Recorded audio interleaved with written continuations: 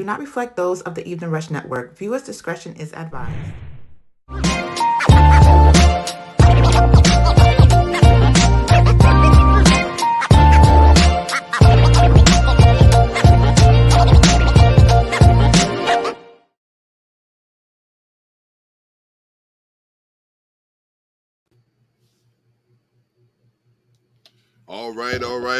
All right. This is Plugged with Molly and Joe. Had a little technical difficulties. I was trying to get us back on, put my Facebook Live on. I'm going to still do that. I'm going to still get that going.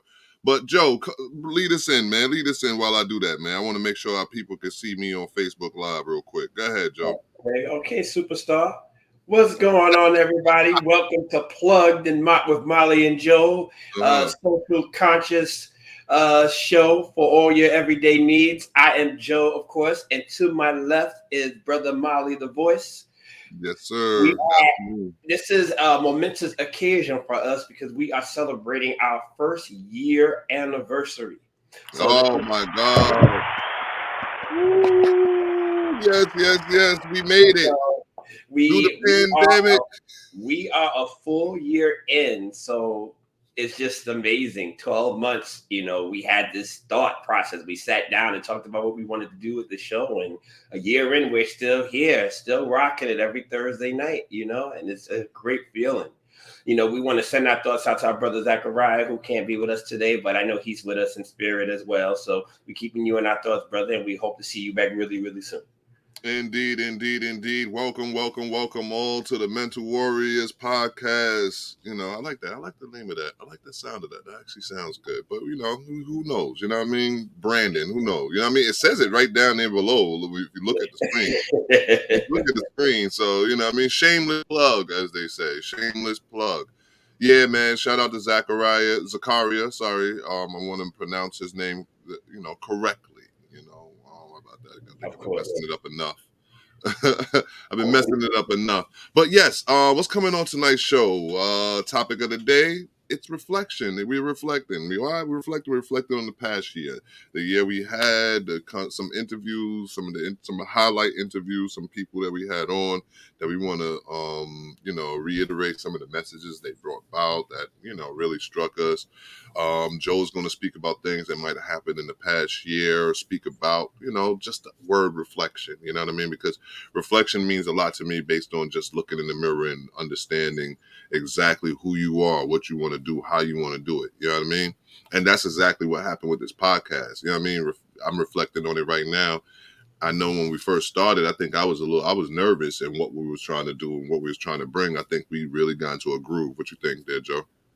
Yeah, I mean, we didn't know. I mean, we knew as far as what we wanted to talk about, but we didn't know the format of it. We didn't know what we were going to say or how we were going to say it. So that was part of it. And now, look where we are. We're in. It comes naturally to us because this is what we've been, I guess, manifested to do. Right. And this next year, listen, I'm looking, we're going to speak to what we're looking for, and I'm going to tell you exactly what it is. We're looking for bigger and better. Of course, we're going to make our ancestors proud. And, and then we're going to touch on these current events. There's things happening in the news, of course, that's, kind of disturbing. When you talk about the war, we talk about Eric Adams speaking out about a little the attacks on the subways, and we're going to speak about one particular attack that happened on the subway, a real nasty situation there. And I think we have another topic that we're going to touch on during current events. But as far as my past week, it's actually been eventful, of course, dealing with BALA, of course, BALAA.org. Check us out, like us, share us, pray for us, do whatever it is. Because actually we're going to be big with, regardless, what I mean? We're going to do it big regardless because we have the right mentality. We have the right mindset. We're trying to do it for the right reasons. So with all that, there's no way we're going to lose, Absolutely. I think right now everybody's just trying to turn the corner, because we've hit a lot of high notes in regards to the COVID pandemic. A lot of people might say that it's over and a lot of the mandates are getting lifted. And I tell people not to, don't heed on what's happening now. Don't get loose. Don't get footloose. You know what I mean? So be cautious with what's going on, because the light's at the end of the tunnel, but we still got a little ways to go before we can say freedom, freedom. You know what I mean? So, but it's a good feeling though to know that there is a light, and I think we've gotten past the hard parts, of it, because it's been over 2 years. So it's good to know that we're almost at, we can see the light, and it's looking good. It's a positive, I mean, with a lot of the things that myself, my business partner, and myself, the family, the wife, and all of us, everything is just happening. You know what I mean? Like you said, turning the corner and start realizing, start realizing your worth, start realizing your, manifesting your greatness, all of those different things. So, like I said, in the last year or so, I just seen growth, you know what I mean? Total growth, you know what I mean? Able to accept a lot of things that I can't change, and then change a lot of things that I can. So, so we're gonna talk about the platforms we're on. Of course, we're on Amazon Music, Pandora, Stitcher, Podchaser, TuneIn, Reasons Podcast, Google Podcasts, YouTube, of course, Facebook, Instagram, Anchor.fm, Spotify, iHeartRadio, Mixcloud, iTunes Podcast, the EveningRushNetwork.com. Download the Evening Rush Network app, available on both iOS and Android. And also you could catch our videos on Plugged. That's Plugged with Molly and Joe on Facebook. You can catch us on there. You can also catch us on YouTube and a few different other platforms as Plugged as well. So yes, Instagram at PluggedMJ, of course, as you see down there in the ticker. You could call in 929-441-2417, because we're a live show. We live and direct. We're here. We right now. Call in. Let us know what you're thinking about the war. Let us know what you're thinking about just anything that's going on in our community that you want to address. All right. So our next segment, of course, is one of my favorite segments, of course, because it's where we give the flowers that's due for those that's here with us, and the ancestors would probably look down on them and say, "Yo, you know what? They doing a good job." No. Oh yeah, absolutely. This is the part of it I want to try to show that light. We have a hard time giving people their praise while they're alive. Everybody always gets their flowers after they're gone. We look back and remember them. So this Making Ancestors Proud segment is great for us, because we're able to let them know while they're here. Good job. We love you for it. Exactly. And then we also pay homage the following week. So the back and forth. I think as the year go on, we're going to try to highlight and make this segment a little bit bigger, because I think we can take a little page out of Zakaria's book when it comes down to it, where it's like sometimes we probably don't even give them enough light. You know what I mean? So let's try to let's try to make them proud in giving them their flowers. All right. So Joe, kick us off, man. Who's making the ancestors proud this week? I come up to bat swinging. Okay. This lady is probably one of my favorite female musicians of all time. I got to see her a few years ago, and she still sounds like it's 1974. So I'm talking about the Empress of Soul, Miss Gladys Knight. The Empress of Soul. That's right, the Empress of Soul. She is an American singer, songwriter, actress, businesswoman, and author, a 7-time Grammy Award winner.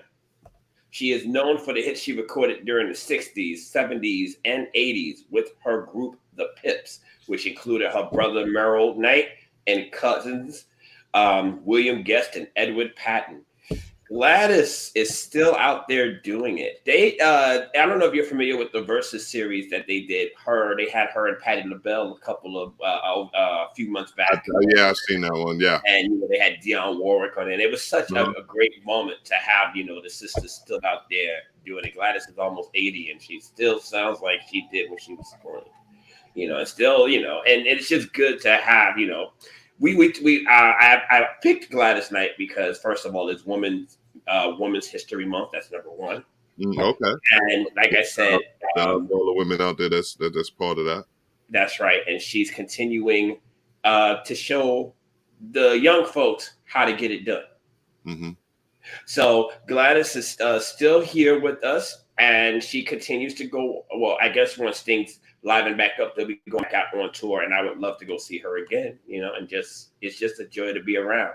She was also a television star as well on a lot of TV hit shows.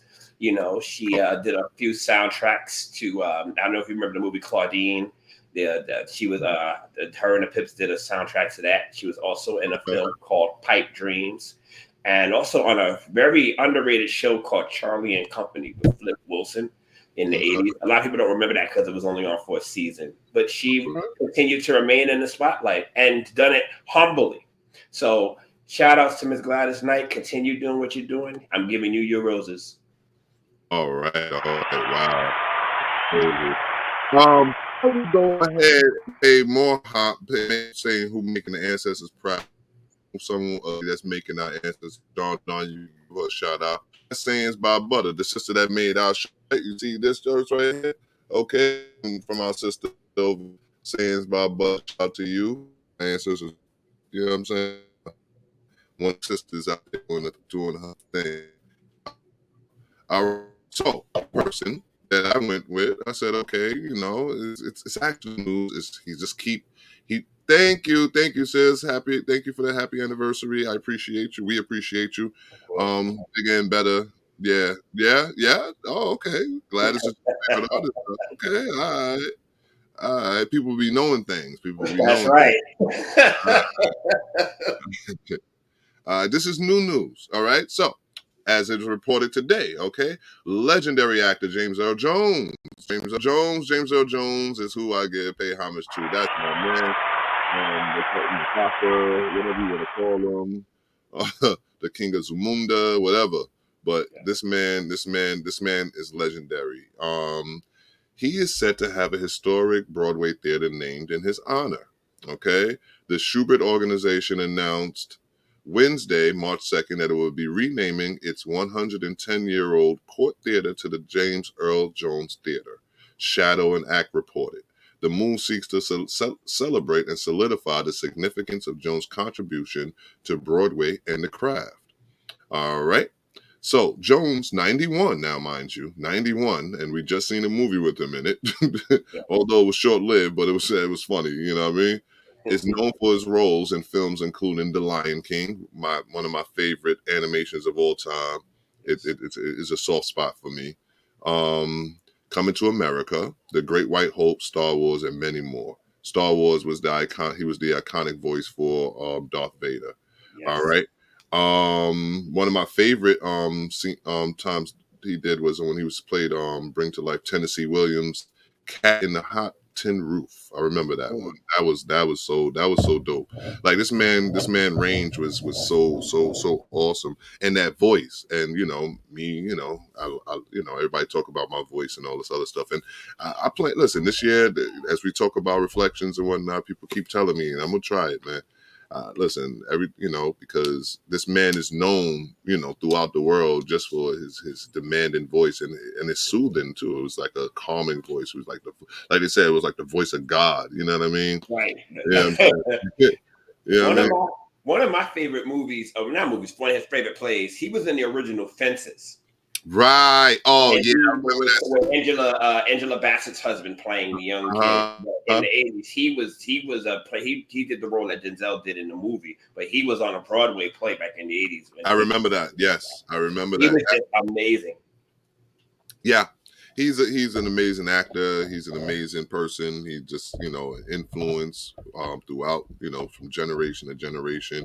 And, and I'm sure listen, he's making our ancestors proud. I know they look down on his 91 years on this earth, and yeah, and yes, he was Darth Vader. That was him. I mean, once you know it, you can't not hear it anymore. You know what I'm saying? Like once you actually know that, it's like I realized who it was. Early on, because when I first heard it, I didn't know who he was. I mean, I was a kid. He was of no significance to me, you know what I'm saying, at the time. But as time goes on and, you're doing voice, so that's, I want to try to even go into that world and just see what the world may bring. They said my mommy said, happy anniversary. Thank you, mommy. Appreciate you. Thanks for listening. Love you. I do this for you, sweetheart. I do this for you. Yeah. Make you proud. Do something, right? Yeah, man. I gave her a lot of headaches, so I might as well do something, right? There you go. And that's your payback. Right. Make us smile some, right? Yeah, man.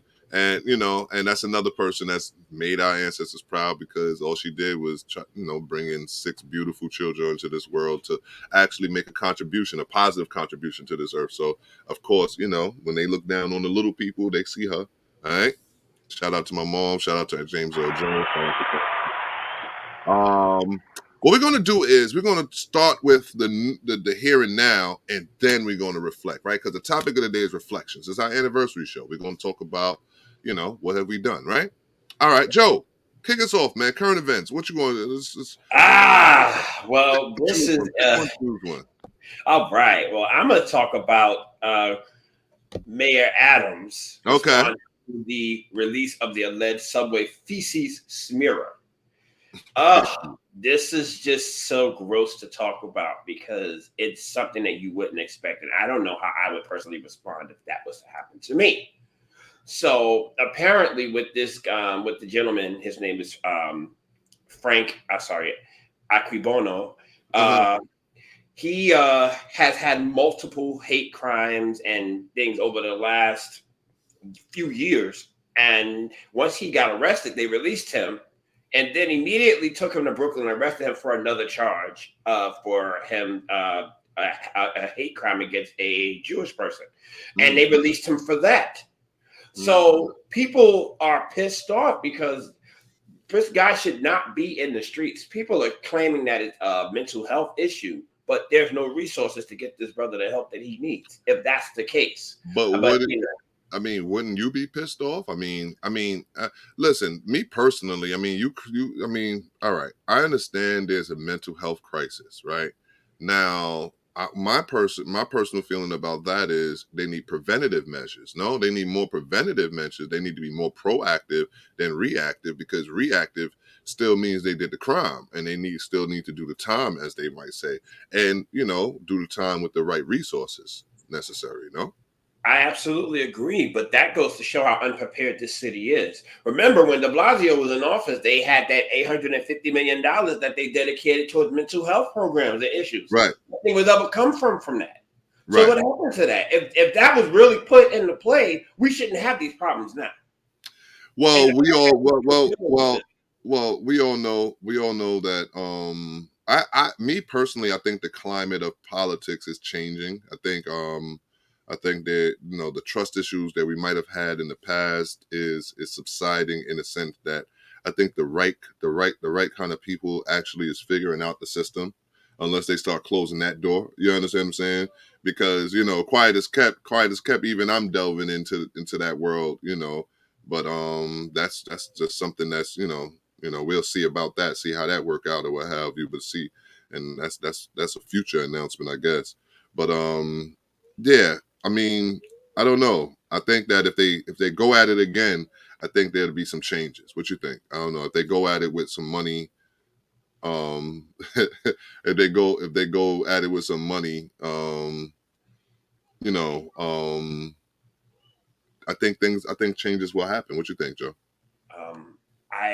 I'm not as confident as you are. I think, unfortunately, it's going to take the worst to happen in order for change to happen, because that's what it seems like. It seems like we need these things to happen in order to say, oh, there's a problem, we need to fix it. So, we know it's an issue. We know that it is one, but it doesn't seem like us knowing is a problem. It seems like something needs to happen in order for us to say, oh, now we got to fix it. Yep. And that's how I feel. Yep. Well, like I said, we could sit here, we could cry, we could,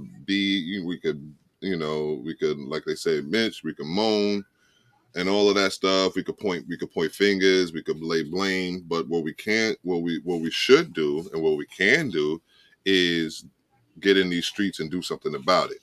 And that's just something like I said, that's something that I'm in position to do as of now, doing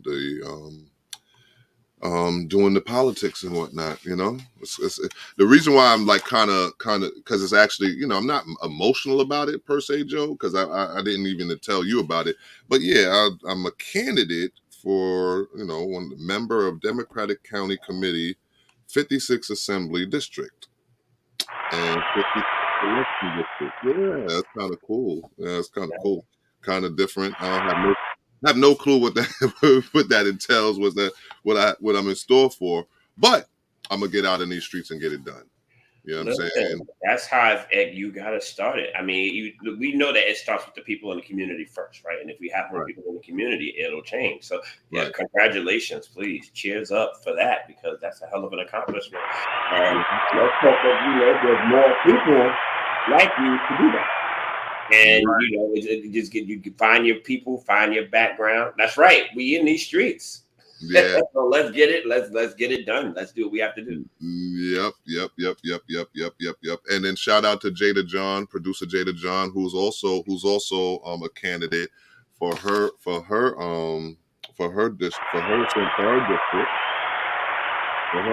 district. All right. So, we trying to do things. Like I said, we're not trying to talk about it over at Baller. We're trying to be about it. You know what I'm We're all saying? out here just making changes, huh? That's where it starts. And so now you understand why I say I feel confident. I feel a little bit better. I feel more confident because I'm in the door. Hey, I have more confidence in myself.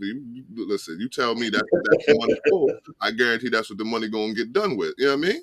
That's right. All right. So that was one current event. The feces smearer, he should not be. Thank you, sis. Appreciate you. You know what I mean? He should not be out in these streets at all. I don't believe so. I believe that was actually like an assault. You know what I mean? Because think about it, it's a mental assault, if you ask me. You know what I mean? First and foremost. But okay. So the next topic we got, Joe. What you got going for us, Joe? Because these are your topics, Joe. What you got? Boy. Okay. So we can. All right. So I'm all right. So the officer that shot the bullets in the Breonna Taylor situation in the neighbor's apartment during raid, he was acquitted of all charges. And he was the only officer that was brought up to any type of charge in regards to all the officers that raided the apartment.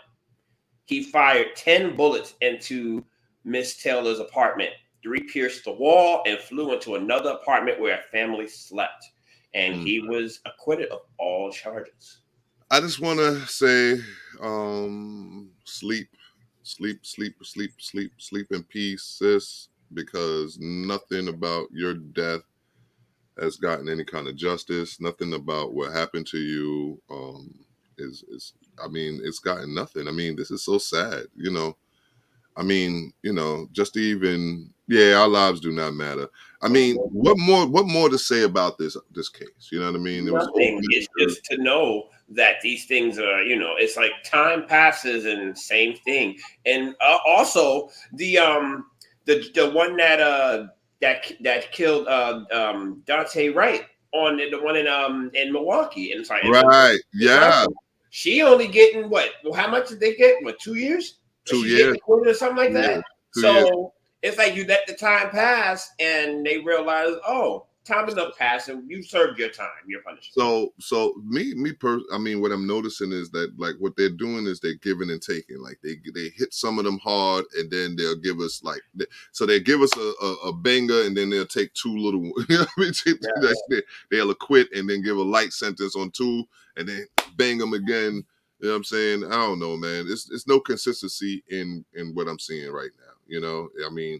There was no reason for that young lady to be. Mind you, the crazy part about me that I don't like about this is that they had more of an argument about the bullets that went into the neighbor's house that almost struck the neighbor than about the bullets that went inside of this young lady and killed her. Exactly, and that's what it is. So rest in peace, Breonna, man. We still remember your name. We still remember who you are, and you're the reason why we're here. You're one of the reasons why we're here. We're tired of that happening to our sisters, of that happening to our brothers. We're just tired, and you're the reason for a podcast such as Plugged, the Mental Warriors. Salute to you. Let's not forget. Let's not forget at all. Right. You know what I mean? All right. Do we have a video for this next one? Do we have a video? I thought we had a video. I'm not sure if we had a video. Do we have a video for the Florida governor, Ron DeSantis, who just berates and upbraids students for wearing masks, calling it COVID theater? meaning they're being dramatic per se. Uh, Do we have a video? No, we don't have a video. Well, let's talk about it, Joe. You brought this one up. I'm outraged by this. I mean, I don't, but Joe, you had all the information on this one. Well, they were at an event for the University of Southern Florida. He admonished a group of high school students for wearing face masks around him, calling it COVID theater and telling them to remove the face coverings. Despite the event being held in a part of Florida where the Centers for Disease Control and Prevention still recommends indoor masking. So there you go. We got the video. Let's check it out real quick. Let's see if we get the video out real quick. Because I didn't see it. I just read about it. I didn't see the video. Yeah. I mean, listen, all of them. Listen. The government, this whole country, just be having one bad tantrum. When you talk about the war that's happening and whatnot, I mean, Putin just seemed like he's just a big kid just having a tantrum. Like, I want this land and I'm going to take it, and y'all ain't giving it to me. And they are just blowing places and just killing up people, bro. And everybody is just going on with their lives like a status quo. Like, the funny part is the sanctions and all that. And I'm sitting here like, yo, what is a sanction? Like, oh, okay, we're gonna hit them in their pockets. We're gonna hit them where it hurt. Man, listen. That stuff don't mean anything. It was very comical because, he's a Trump supporter. That's number one. So great minds think alike in that aspect. And same thing for Vladimir Putin of Russia. They all have that. When they don't get what they want, they raise hell. And that's what they're doing. It was a hissy fit. I mean, these are kids and they're only doing what they're being told. Now, you got the highest power of office in that state. Right, the governor is the highest power office in their states, right? And this is how you're acting. So what I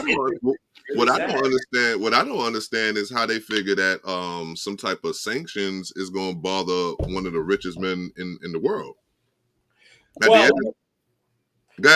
You notice that their attack is funny. They're hitting him financially. Because it's not really about Putin, it's about the country. They figure if you take away the stuff that the country likes, they'll go to him and say, we gotta, you're messing up our flow, so you gotta do something different. So, and then that's what when you all these sanctions and all these other countries pulling out support of Russia and businesses and things like that, they're trying to cripple the country from within. This is smart. It's a smart tactic, but it's like, but let's see how long Putin can hold, But let's go back to the governor, Ron DeSantis, because we didn't get to the video. So I want to talk about it a little bit more. I thought we was going to get to the video, but I want to talk about it a little bit more because I really, didn't he tell him to take it off and all this other stuff? Like, he got aggressive with them in a sense. He got aggressive. It was like he was sick of it. He told him, honestly, it's not doing anything. And he's pointing at them. We've got to stop with this COVID theater. So if you want to wear it, fine, but this is ridiculous. As if to say he had a problem with them wearing the mask. See, my problem is one month, like a month ago, you have a surge in cases, and then the following month you're sitting here talking about this COVID theater. And me personally, I'm trying to figure out when did COVID run away? Because I remember it was a ticket. You see that ticker that's on the bottom of this show right here? Yeah. COVID information used to come across your TV screen just like that. Day after day. All of a sudden, you don't hear about no more cases. Matter of fact, it's just a blip in the newsreel now. That's right. Because the war is the most important thing on me. Let me stop before I get in trouble. But but no, that's exactly where that's exactly where we are. You got the new thing, so this is a new trend right now. So we in war. You ain't Zachariah. He's like, I ain't gonna go there. Let me not go there. Listen, I ain't gonna go there. Do we got the video? We got the video now. I don't know. There you go. Told a group of high school students to take off their masks right before a press conference at USF yesterday. Well, tonight, this mobile billboard started driving around the state capitol of Tallahassee with the saying, quote, tell him to respect science and our kids. And ABC Action News reporter Mary O'Connell spoke with the students who were actually there. As Governor Ron DeSantis got settled for a press conference at USF Wednesday, this happened. You do not have to wear those masks. I mean, please take them off. Honestly, it's not doing anything, and we got to stop with this COVID theater. So if you want to wear it, fine, but this is ridiculous. The governor heard speaking to a group of Middleton High students who were asked to be part of the press conference. Eric Marshall was one of those students, right behind the governor. I was perfectly fine with taking it off. I felt like, yes, he was a bit of an abrupt We can ask, but stop it there. Wow. Yo, he was dead serious, man. Yeah, he just He sounded was dead whole serious. thing. And for that, man, you get clown of the week, man. Man, you get clown of the year for that, man. Salute to you, brother. He get it all. I wish you had the donkey noise. Yeehaw, Yeehaw, that's right.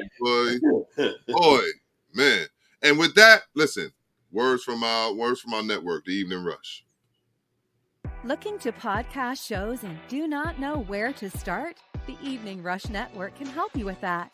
Call us at 929-441-2417 or email us at theeveningrushnetwork@gmail.com for dates and prices. We got you for all your podcast needs. The Evening Rush Network. Tune in, subscribe, and share.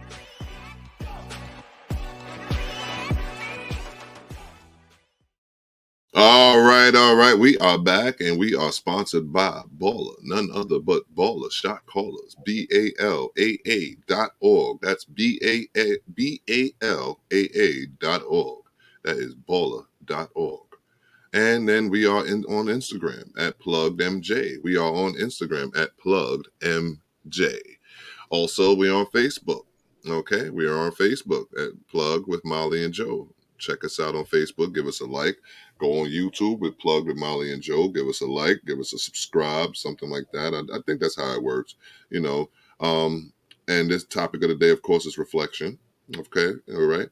I don't know, Joe and myself, you know, we do this for the love of it, you know, and I think we have a good recipe in doing it this way, doing it for the love, and I think, you know, all of that good stuff, all of the, you know, the notoriety and all that other stuff will come in due time once we figure out, you know, what that really looks like, what that means for us, right? Absolutely. This is, like I said earlier, we're manifested to do this. Yeah. We can do this with no grain of salt. We do this because we love to do it, and this is important to us. Right. But this is, you know, and it's a purpose of doing it. There's a purpose behind it. So we're just continuing the purpose of what we're doing, and we're doing it because we love it. Like when you find something that you love to do, it's not work. It's fun. So this is fun for us, and we're going to continue doing it until, you know, life calls us to have to do it anymore. It's like a mental gym or something. You know what I mean? Sitting there just flexing. You know, just working out the brain. You know. That's right. All right. So of course, today anniversary show. Shout out to Plugged. Shout out to everybody that's a part of this. The Evening Rush Network. Shout out to Baller. Shout out to Jada John. Shout out to the families that support us in the background. My sister, my wife, my kids, who actually, if you watched the shows earlier, they didn't know how to keep quiet. But as you noticed, they started keeping quiet. So shout out to the kids, them, and all that, man. And that's just reflecting. You know, the show is reflections, right? So the first video that we want to reflect on, you know, because we had a few interesting guests, you know what I mean, and we're going to get back to that. I think I just wanted to lock in with our new host. You know, that's a reflective moment as well, because we, you know, at one time he was just a guest on our show, and then he elevated and showed his worth to now be part of the show itself, and that's our brother Zakaria. But let's go to a video. Joe, talk to me. Which video are you looking at? This woman was actually our first guest, if I'm not mistaken, Dr. Melissa Sue John, and we were talking about the topic of disunity. Okay. Here we go. Yes. We're going to clap it up.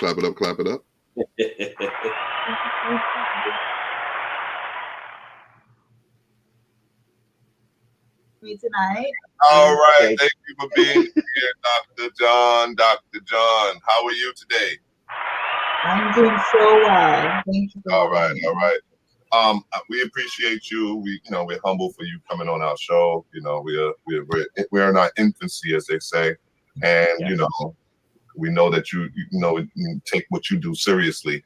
But what our topic is today is the psychology of disunity. And we have some questions for you. I mean, if you want to just address what you think about the psychology of disunity is from your standpoint, and then we'll just come behind you and maybe drop a little few questions or have what we have on our minds. Awesome. So when we think about this unity, I want us to think about it as is it an actual process where everyone as a collective is not in unity with others, or is it that there's some people that aren't in unity? Is it a systemic thing or an individualistic thing? And when I think about it, I really think of it from a historical perspective, where did it start? So when I think about it, I say, all right, so the 1920s, we have Blacks free, trying to integrate, trying to go to white businesses, and they weren't welcomed. The N word is not welcomed here, right? So being disinvited or dismissed or pushed away, we were forced to unify. We were forced to support each other, and we became self-sufficient. And when the white people realized that we were gaining wealth, which they didn't want, they destroyed us. They begrudgingly found ways to destroy our establishment. So we had Black Wall Street, we had Tulsa, right? We supported each other, but then we no longer had successful Black neighborhoods, successful Black communities, and that forced us into integration. So that's the historical perspective. But in terms of the psychological perspective, how do you divide a people? How do you make people feel like they're less than, that they're inferior, right? You divide them, you separate them, and then sometimes we internalize that racism. So we look at each other as, we don't see each other as worthy, we don't see each other as valuable. What are the comments that you hear often? Why we don't support Black businesses? Bad customer service, bad products, too expensive. But where do these thoughts, comments, statements come from? It's us internalizing the racism that Black isn't strong, good, worthy. Okay.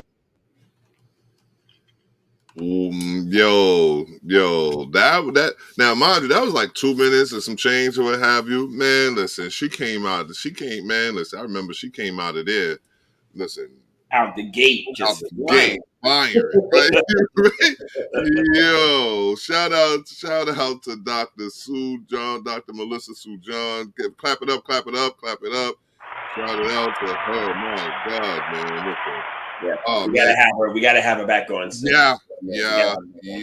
I think that's an ASAP kind of situation. Like, producer, get on that, because what, man, listen. And then the crazy part is, like I said, we was in our infancy in such matters. So listen, I know for a fact that we'll have a good one. We'll have another good one, and we'll try to get get in her head some more, because that's what she does. You know what I mean? This is what she do. And then the crazy part is her publishing company. Remember we was talking about about her books. Yeah, right. About her books and whatnot. That was pretty dope. And then I think Lawrence Simone Publishing House. Yes, Lawrence Simone Publishing House.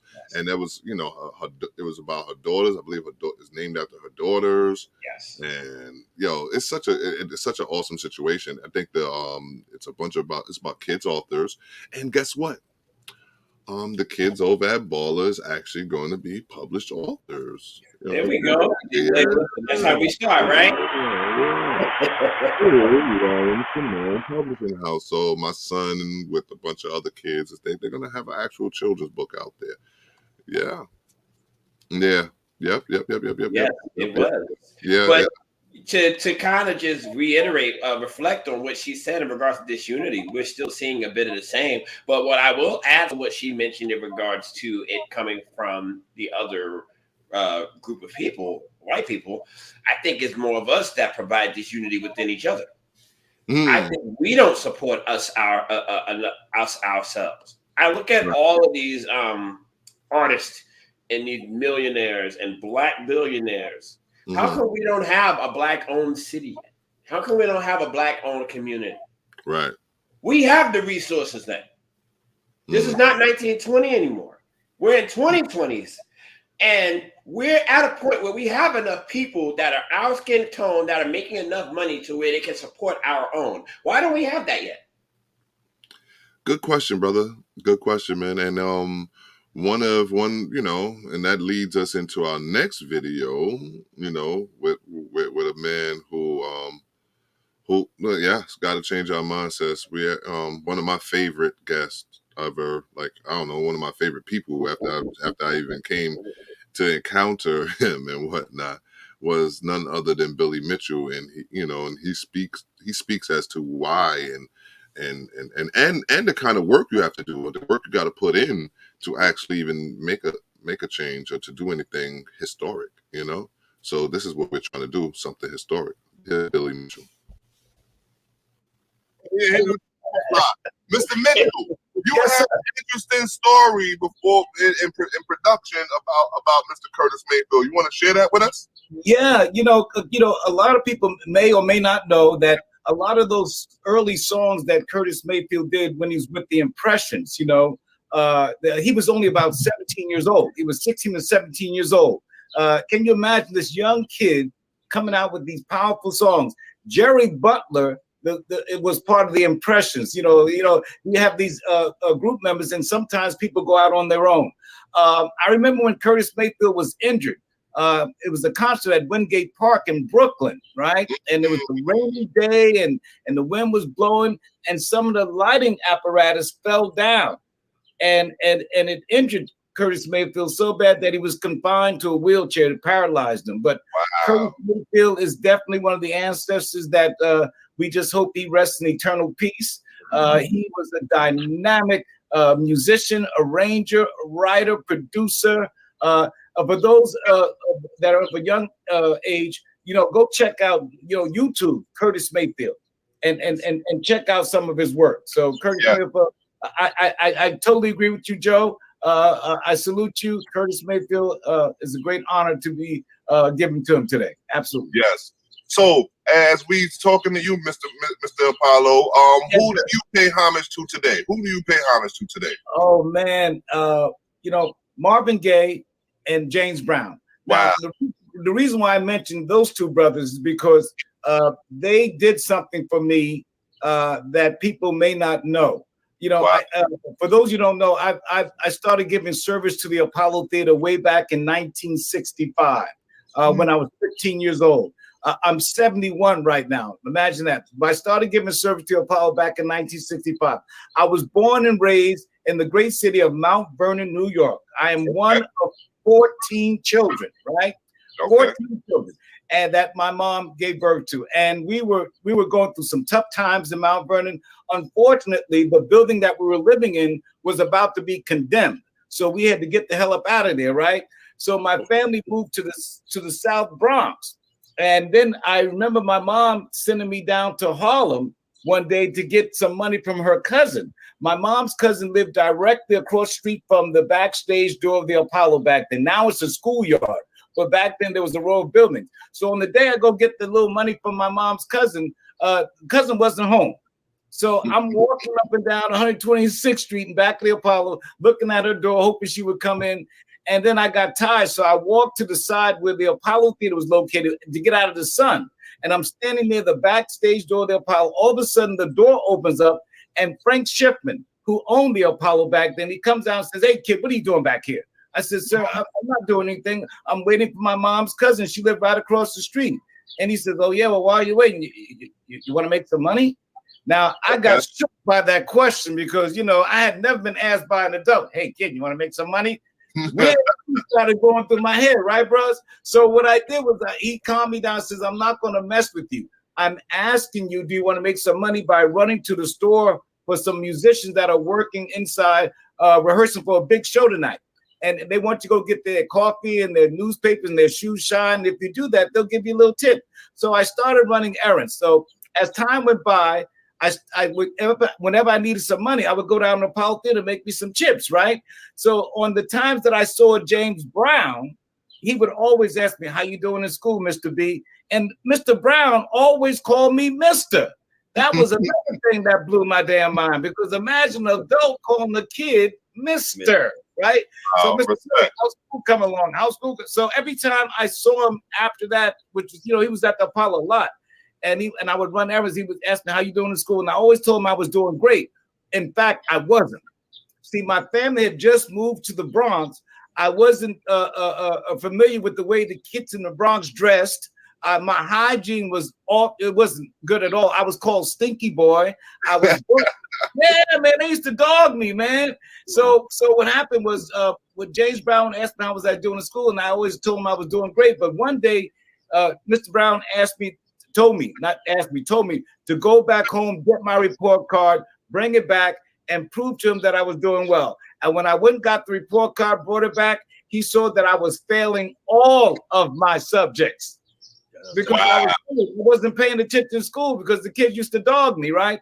And he threatened me that I wasn't allowed to come back and run errands until my grades had gone up by the next report card.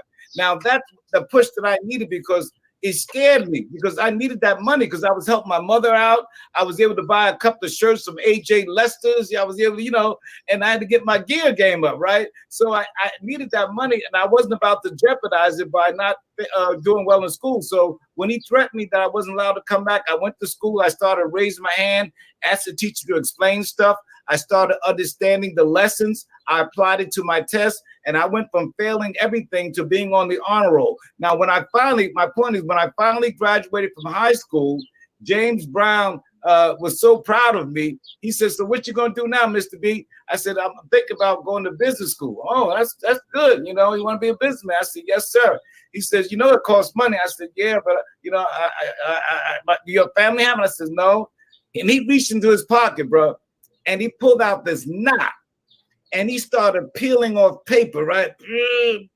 So I took the money that James Brown gave me for graduating from high school, along with the money that I had saved from some money Marvin Gaye gave me, and I applied to a business school on 23rd Street in Lexington Avenue, and that was back in 1971 or 72. So I give homage to James Brown and Marvin Gaye, because they influenced me with my education. They made it possible that I could become a businessman, and then later on, that business experience led me to do other things at the Apollo Theater. So I salute those brothers.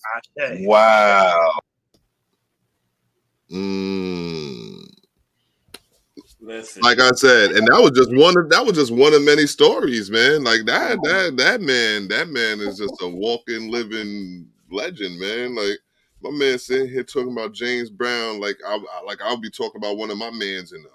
Right. I never get tired of hearing that story. I've heard it so many times, which reminds me, we got to get Baller with the Apollo Experience really soon, because they've opened up the theater again.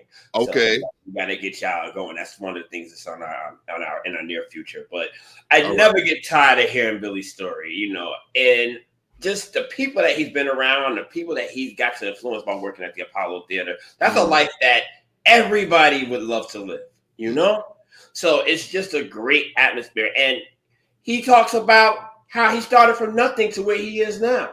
And that's the story for all of us. We all have a story similar in regards to how we started from the bottom. Now and where we are. We're not necessarily at the top of our games, but we're doing okay. You know what I mean? Right. And we're only doing this, and we're only here because of men like Billy Mitchell. We're only able to exist in this flux of uncertainty, because we're certain about who we are as Black men, Black women, and the Black family. I know I'm certain. I know you're certain. I know the people that's involved in this program and is certain of who they are. And I can only speak to that. You know what I mean? And Billy Mitchell's story was so inspiring. Everything about it. Everything. I remember he was talking about. He talked about so much things, man. When he was I can't recall it, but matter of fact, I'm gonna watch the video again and then bring it back for you guys. I'm gonna watch the whole video again just for that. You know what I mean? Because he had so much information that day. He had so many stories, and like I said, he's the reason why we're here. He's one of the reasons why we're here. I never really personally heard of the man until until Joe brought him to the show. You know what I mean? And it was like, wow, you know. And those are the men that, like myself, like Joe, when Joe speaks of his story, when he's an elder and he's up there in his, old age or what have you, you know what I mean? He's going to say some of the same things. He's going to be on some old, I met so-and-so. I did such and such. I had a podcast at one time. I was spitting this. I don't know what y'all talking about. This is just part of our legacy, This is right. When we're gone, people can look back and say, "Hey, there's two socially conscious brothers that's trying to make a difference. How did they do it with their voices?" And we're going to continue doing it until, like I said, legacy builders over here. Legacy builders over here. That's what we're trying to do, man. And I think talking about reflection, right? In the past year, we made a statement in 2001, 2022. Here we are. You know what I mean? We here where we're making noise, making a good kind of noise, I guess you say, right? So yes. I have a question for you in a sense of reflection there, Joe. What do you or have you enjoyed the most about doing this podcast over the last year? It's an eye-opener for me, because when I was younger, I was always told I had to silence myself. I was always told that I had to be careful of what I said and how I said it. Right. Now, being in my teens and my 20s, I necessarily didn't understand that, because I thought someone was putting a muzzle on me. Right. And I had no filter, But as I'm getting older, I realized there's ways to say what you want to say without being offensive, without offending people, without making people feel like you're against them. Right. And this has taught us that we can get our points across, but we don't necessarily have to be volatile. We don't have to be explicit. We can go about our business and handle and do what we have to do. And there's nothing wrong with what we're doing, and do it on a scale where we're reaching hundreds of thousands of people. People all over the world can watch this. Right. People are in India right now, probably watching us on Spotify, saying, "I would like to meet Molly and Joe someday." Excuse my Indian accent. But there are people that we've never met in our lifetime that can be influenced by what we're doing. Right. And that's yeah. So to answer to ask myself the same question, and what did I or what have I enjoyed the most about doing the podcast over the last year? Actually, like it says, it's a matter of doing what we love, which is trying to help enlighten our people. That's the most enjoyable part about this is the attempt. You understand what I'm saying? I'm here. If when I think about it, it's like, we don't do it for the likes, we don't do it for the views, we don't do it for the shares, we don't do it for the subscriptions, we don't do it for any of the reasons besides why we do it each week, which is to give people some good information, some good insight, some different views. You know what I mean? A little, some really good views. And that's my reflective moment, because that's why you see I'm kind of somber, because I'm thinking back on it, and it's been an amazing ride so far. This last year, that's what I enjoyed the most about it, is learning. My next question for you, Joe, real quick, in the light of reflection. What are some memorable moments for you? Or a memorable moment? It could be just one moment, but what are some memorable moments for you? Just the process that we took to getting this together. Mm-hmm. Like I said, it was an idea. You came to me one day and was like, "We need to have a podcast." And I'm like, okay. I dabbled with it from time to time. So I personally was a little worried, because I know by myself, I'm not as good as I want to be, but I know with somebody else, we could be better. So I said, you know what? I think I'm matured enough to where I'm willing to give this a shot. Mm-hmm. So it was just, the moment for me was just, taking what you had and taking what I had and putting together something special. And this is where we are. Right. Memorable moments for me is It's so many. I mean, I'll be honest with you. I got, the whole thing is the whole thing is a blur and one big memory all in the same because it's so fast. It's like, oh my goodness, we got to 1 year because when we brought up the topic of an anniversary show, I was like, wow, it's been a year. Wow, okay, all right, that's kind of cool, But one of my memorable moments, I guess I could speak to one memorable moment, was Billy Mitchell. Once Billy Mitchell came onto our show, I felt Billy Mitchell came on our show. I felt we were validated in a sense because I was actually nervous, to be honest with you, to have Billy Mitchell on. I was never nervous about any of our other shows. There's not another show I was nervous about except that one show because, like I said, like he's a living legend in the sense of what you were explaining, what he's done already, and you were just trying to explain it, and then to witness it and to see it for yourself and whatnot, and just I was like, wow, we have so much work to do. We have so much to do. We can get there with the help of a man such as him, and we got to just utilize our resources. So my memorable moment is Billy Mitchell really just letting me know. And then mind you, he actually gave us the nod of approval that day. I remember that clearly. He was like, yo, you got what you guys over here doing. That's what's up. You know what I mean? So shout out to Billy Mitchell once again because he gave me a sense of pride in doing what we're doing.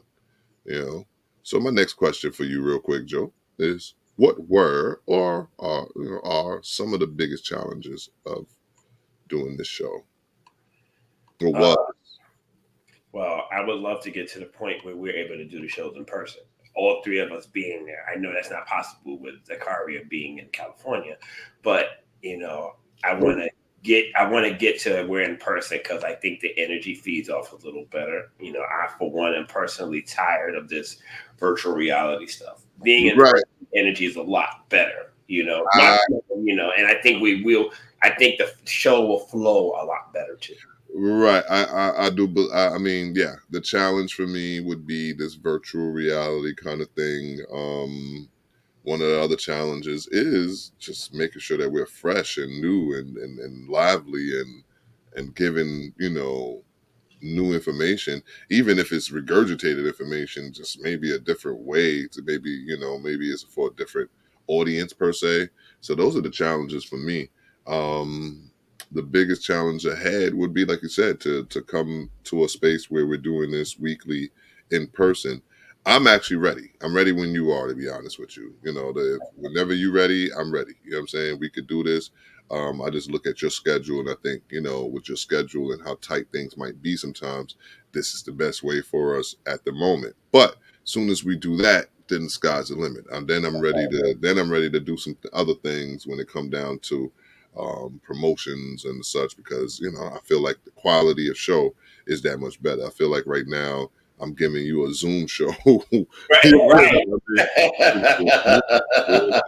People out here be having backgrounds and settings and lighting and different views and we could probably start doing the what they said, pre-show, keeping the discussion in line. 3 free minds collaborate can go crazy. Challenge, absolutely. Especially when we all have different opinions and how we think. 3 free minds collaborate can go crazy. It sure can. And then when you have our light-skinned brother Zakaria, who is the most militant black man I know. Listen, that's where it is. It's going to be deeper than ours sometimes, Hey, listen. And I'm not mad at him because I can go there in thought. But when it comes down to public consumption, I try to, like you said, we try to, we want to feed them, you want to feed them with honey. You know what I'm saying? You don't want to do it with bitters. You know what I mean? With garlic. Yes. Thank you. Appreciate it. Oh man. So what are you hoping to do with this platform in the future? Real quick, because reaching the masses, continue to reach the masses. There's a whole lot of people who don't know about us. There's a lot of people who do. Just continue to reach the masses, and hopefully we making some type of noise. What I'm hoping to do with the platform in the future is exactly what we've been doing, which is getting into your head, making you plug into what we're trying to do, make you get involved into what we're trying to do, make you understand what we're trying to do, and inform you on what's going on around you. Because if we open up your mind to what's going on around you, then you probably can do something about what's going on around you. You know what I mean? You can make those necessary changes, you know? So, you know, shout out to my sister that's listening. Shout out to my moms. I don't know if she's still up. She probably sleep. She's old. Don't tell her I said that, please. Please don't say that. You're a snitch if you do, I'm telling you. In-person lectures, events, meetings of the minds with other like-minded people. Yes. We could start doing that, Joe. Well, that's what we're going to start doing. We're going to actually start having events where we have speaking engagements and such, and then just invite a bunch of people. I was thinking about that in this format as well.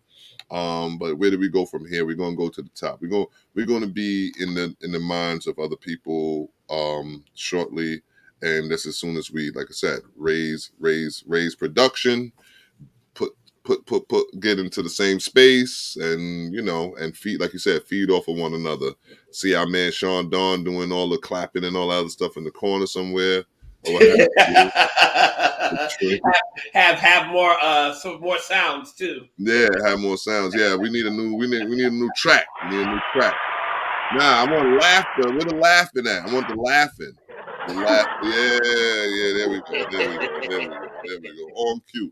Yo, and with that, I got a special announcement, man. Listen, we always try to do different things. I don't know if Joe know about it. I think he might know about it. But me and my business partner there, Jada John, we have started a little vending hustle. It's called Corner Cubbage. It's a pop-up restaurant, guys. It's a pop-up restaurant. All right, Corner Cubbage. Shout out to Corner Cubbage. We will be doing a taste testing, then dining event. What's that say? March. I can't read that. But I'll be sharing the flyer to everyone. Okay, pop-up tasting. Okay, March 20th at 6 p.m. is at Restoration Plaza, people. Is at Restoration Plaza. That's 1360 Fulton Street, 5th floor. Dining tickets will be $50. What you will be doing, you will be tasting a bunch of food. Okay, that's a simple. See what you don't understand. It is a hustle, because if you don't think corporations is hustling, then you got another thing coming, young lady. Because that's all they do. They the biggest hustlers. They are the biggest hustlers. All right. But yes, it is a whole corporation. It is not just we selling plates. That's not selling plates. All right. Check out the website, Corner Cubbage. It will explain everything that we're doing. I cannot explain in detail. Maybe, you know what I'm going to do? I'm going to have Jada John come on next week, and I'm going to have Jada John come on next week, and she's going to explain everything about Corner Cubbage. I can't wait. Listen, I like to eat, so, I'm looking forward to it. Yeah, it's a lot, man. The menu is long. The menu is diverse and all that, man. And it's a whole corporation. It's a big conglomerate. It's a group of chefs teaming up to bring something very, very different to New York City. Trust you me, we're about to set a trend. I guarantee you this will be a trend. I guarantee you. You know what I mean? Yes. I hope so, Sean. Please do, man. You know what I mean? You can wear your mask too, brother. Yes. Even though you can still wear your mask. You can wear your mask, brother. You know what I mean? But yeah, shout out to Corner Cubbage. I'll be Chef Amos in Corner Cubbage and paying homage to my father. I always want to keep him out there tongues of people so that they understand the kind of man he was, the kind of man he is continuously through his children, because I do believe that he lives through us. He says we also help our residents get their license, certification, and launch or propel their food business. Yes. That's what I'm saying. You're going to have to come and explain all of that, because it's like we're closing out, and I want to give you the format where you can where you can do what you do. You could do like, because this was actually her brain trust. You know what I mean? This was like, you know, I was always talking about a food truck, but you see a food truck is in the logo. That's all it is right now. So we're just you know, we have the food truck mentality, but with a restaurant mentality as well. You know what I mean? With restaurant quality, you know, food truck mentality with restaurant quality. Coin that. We're gonna coin that right there. There you go. I love it. You know what I mean? So Joe, we already know you're gonna be in the building. Alicia, we're gonna be in the building. The people that check us out and love us is gonna be in the building. We're gonna try to make it happen for you guys, man. We just keep trying to make changes in this world, man. Joe, any last words, real quick? 1 year down, many more to go, right? We still going to continue this legacy. So listen, for everybody who tunes into our podcast and enjoy the words that Molly and I speak, just continue. We have a lot more to share and a lot more to go. And, you know, hopefully we're making a difference in your lives or impacting some type of way. Proud of you, Joe, man. You the man. 1 year down, man. And you thought you couldn't do this, man. Come on. That's right. We here. I'm here. Right, listen, I was scared for a minute, man. And then sometimes, some weeks, people think it's easy, man. Some weeks it's a struggle, man. Yeah, some weeks it's a struggle to get up here and talk this talk, man. Especially with the world. Listen, you got to think about it. There's a whole war going on outside, and we still trying to stay positive and trying to, fight the good fight, you know? So, listen, with that being said, man, love all of y'all, man. Stay safe, man. And listen, F war. Peace. Peace.